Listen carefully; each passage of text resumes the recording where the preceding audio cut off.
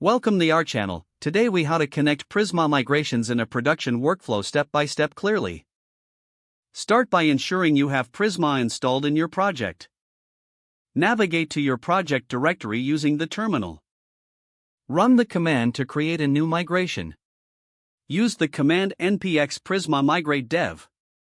This command generates a new migration based on your latest changes in the Prisma schema. Next, review the generated migration files in the Migrations folder. Test the migration locally by running your application. Ensure that everything is functioning properly before moving to production. Once you're satisfied, prepare to apply the migration on your production database. First, set your production database connection string in your environment variables. Use the command npx prisma migrate deploy to apply the migration in production. Monitor the output for any errors during the migration process. After the migration completes successfully, update the Prisma client. Run npx prisma generate to refresh the client with the latest schema. Verify the integrity of your production database by testing the application. Make sure to check for any issues that may arise from the migration. Document the changes made for future reference. Establish a regular workflow for managing migrations in your production environment.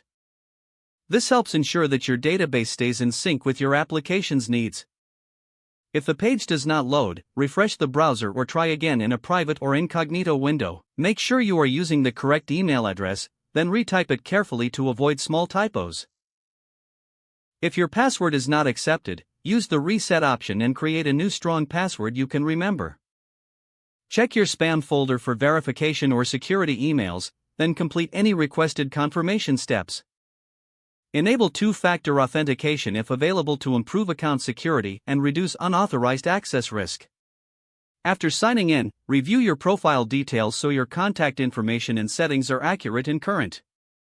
If you see an error message, note it down and try again after restarting your device and internet connection.